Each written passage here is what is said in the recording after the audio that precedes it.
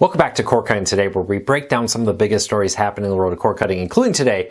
Google is going to be deleting your old Gmail accounts. Here's what you need to know to make sure it doesn't get deleted. Amazon's going to be ditching Android for the Fire TVs, Fire tablets, and more, according to a report. And YouTube TV is continuing to dominate cord cutting. We'll tell you how it's stacking up against the other live TV services. These stories and a whole lot more coming up real quick. If you want to learn more, though, about these stories, check out the show notes down below and in the first pinned comment. I'll put a link to each story I talk about there so you can read them for yourself and come up with your own opinions. I'll love to hear from you. If you're new here, do me a big favor, hit that subscribe button, hit that thumbs up, let YouTube know you enjoy what we do so YouTube recommends our videos to more people, helping us grow and hopefully helping you break free from the high cost of TV, but still watch the shows you enjoy. So with that said, let's dive into it. Next month in December, if you have an inactive Google account that hasn't been used in 2 years, Google will start deleting these accounts. Now there's one big caveat here. If you have a YouTube channel like this and you've uploaded content to it, attached to that Google account, it won't be deleting that, so it won't be removing a bunch of old YouTube videos and YouTube comments. They're going to keep those accounts. But if you have not used your account in the last 2 years, they will be deleting it if you don't have any YouTube activity. Now this includes things that will count as activity: signing in at least once every 2 years, reading or sending email, using Google Drive, watching a YouTube video. So watching this video keeps your account alive if you're logged in, for example. Downloading an app from the Google Play Store, use Google Search, or use sign in with Google to log into third-party apps or services. So you don't have to worry if you're doing those things, but if you have a legacy Gmail account, maybe you created an account that you want to use to keep, make sure you're logging in every few years to keep it safe. It's very important to do that. And this is kind of a way Google also saying, hey, we have probably millions of accounts that have been created over the years that just never get used. And that this allows them to free those up for people who actually will use them to get good usernames. At some point in the future, usernames are going to be increasingly a problem as people try to get something that matches their name or whatever they want that doesn't have a series of long numbers at the end, for example. We'll see how that plays out. All right, next story up of the day. Amazon's Fire TVs, Fire tablets, and more are built on Android. They use a forked version of Android that they customize to have their own look and feel to it, but under the core is Android. Well, according to a report from Lopez and confirmed by numerous Google employees, job postings, and more, Google is working on a new software called Vega. This is a new operating system that will replace Android in future Fire TVs and in future Fire tablets and more. According to the report, starting as soon as next year, the new Fire TVs that come out will no longer run Android, but run Vega. Now, with that, this will be based on Linux, which means most apps will work with it, but may need some tuning.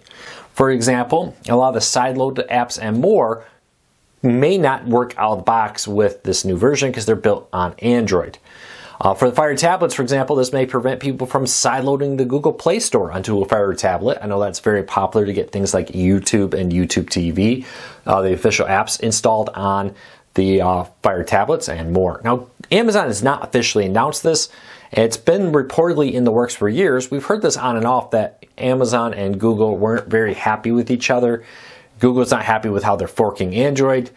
Amazon's not happy with all the things they do on Android that prevent them from doing what they want. So we'll see how this plays out. But for the end user, I really don't think this is going to really matter because this user interface that sits on top is probably not going to dramatically change. How you use the most popular apps probably won't change. It's going to be the smaller, independent, side-loaded apps that are not from the official Amazon store that could be impacted by this. All right, let's keep moving along. YouTube TV is continuing to dominate the live TV service world. We got new subscriber numbers with all the third quarter earnings, and YouTube TV has once again jumped out to a strong lead. Last officially reported at 5 million last year over the summer. It's expected they now have 6 to 7 million subscribers, while Hulu Plus Live TV officially has 4.6 million, Sling TV at 2.12 million, and Fubo at 1.4777 million. Now, DirecTV Stream does not report numbers, has not for quite a few years, and it's hard to break it apart from the DirecTV numbers. It's estimated between 1 and 2 million with that, so probably either in 5th or 4th place, depending on how they fall with Fubo. Again, that's estimated though. Increasingly, people are picking YouTube TV who do pick live TV services. But what's interesting here is there's less than 20 million people subscribing to these live TV streaming services. When you add that all together, it's not even half of all cord cutters. Significantly, or increasingly I should say, cord cutters are going to on-demand only services to save money. If you don't care about sports, why pay for a YouTube TV when Hulu, Paramount Plus, and more give you everything you want? So check that out. Let me know. Have you ditched a live TV service and gone on demand only? Leave me a comment. Let me know why. That's my question of the day. All right. Fubo is rolling out a new update with several big improvements. Now, it rolled out late last week on Fire TV, Google TV, and Android TV. They say Roku will get the update this week. This includes things like fixing thumbnails. Program titles now scroll as you navigate. So in the guide, you'll get a better experience. Fixing some bugs. Adding the ability to delete individual recordings easier without having to dig through a bunch of menus in your DVR. And video playback issues, including improvements to the subtitles. Now, some of these, they say, have already rolled out on Roku. Like the delete options there is already available on Roku. Other features will come to Roku later this week. They did not give an exact date when Roku would be getting the update. But really good news, Fubo is continuing to improve. They say they hope to be addressing all the major complaints about the new user interface. We'll see how that plays out. All right, speaking of redesigned interfaces, Google TV will be getting a redesigned interface. So Google TV is their operating system. Probably heard Chromecast with Google TV. There's quite a few devices that run it. Now, they haven't announced everything coming early next year, but one of the things they are telling app developers is that they need to redesign their apps to have round logos. With the new update next year, they will go away from the square logo icons like this, I should say, to rounded ones like you see on Android mobile devices, the round icons on the home screen, for example. Now, they're starting this now to inform customer or app developers that they need to create custom ones. If they don't, Google will automatically try to convert their square logos into round ones, but giving people a warning about that. I suspect this is one of many changes coming to the Google user interface. They have to announce this one now because they want app developers to help them redesign their logos, their icons, and more. But I suspect there'll be a lot more coming here in the future with this. We'll keep a close eye on it, and I'll let you know what we find out early in 2024 once they announce everything that's new. All right, the deal of the day. Roku's Black Friday sale has started early. You can get a Roku Express 4K for $24.98. Roku Stick 4K for $29.98. Honestly, if you get the extra $5, I would recommend it. The Stick is a much nicer streaming player. And they have announced that the Roku Ultra is coming on sale for, I think it was $69. It was not at the time of this recording. It was on sale for $91. Okay, it's like $9 off, $8 off actually. But if you want to wait, you can wait, and reportedly it will be a lot cheaper come closer to Black Friday. We'll see when that deal actually goes live. If you can find that deal in the show notes down below also. There's about to be one fewer over-the-air TV network as they get ready to launch more.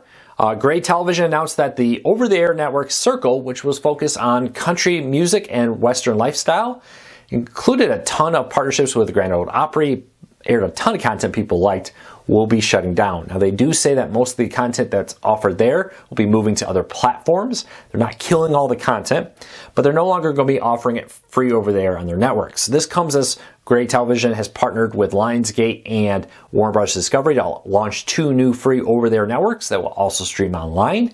My suspicion is that since this is going to shut down in end of December and these new networks are going to launch in January, that these new networks are going to replace the channels that Circle currently has. But if you're a fan of Circle, good news, that content's going to live on, just not on Circle. And lastly, the Wall Street Journal is reporting that Verizon will be offering a discounted bundle of Netflix and Max for just $10 a month. Reportedly, this will be the ad-supported plan.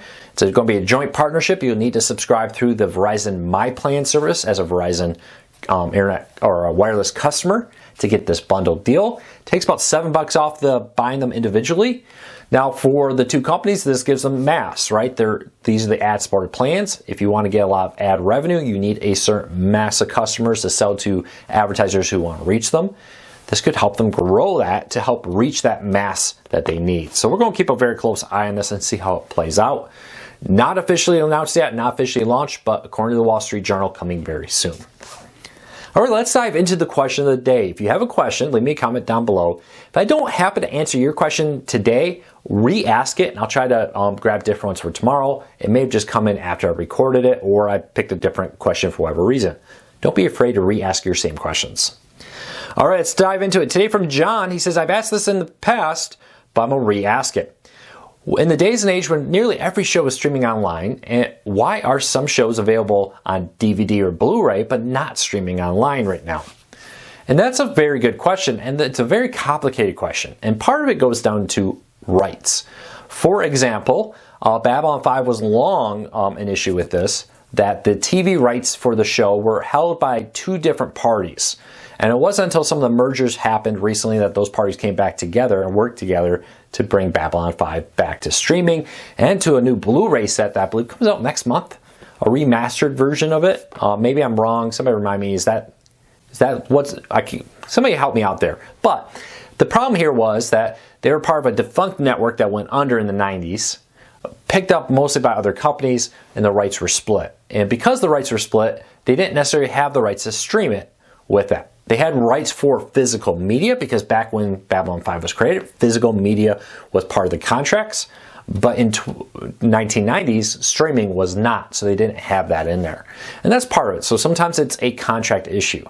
Sometimes it's a issue of, hey, if we offer everything, if Netflix had every single show ever made here, they would have to charge a lot of money because a lot of companies pay up front for the rights to have the stuff or the shows on their networks with that. And we've seen this with Disney Plus, for example, and others, Paramount Plus, removing content from their services to cut costs. By removing that content, they don't have to pay the right holders anymore. They don't have to pay the actors and other people residuals on that because it's no longer there.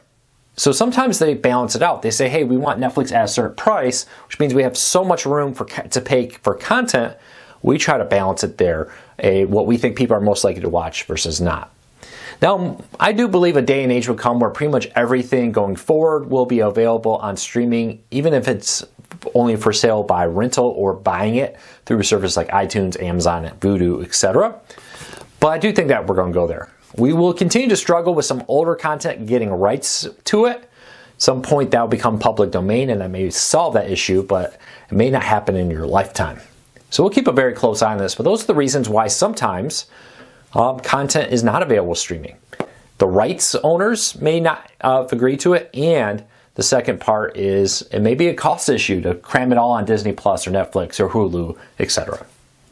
Well, that's it for today. I hope you have a fantastic Monday. I hope you have a fantastic week. I'll be back tomorrow with another video.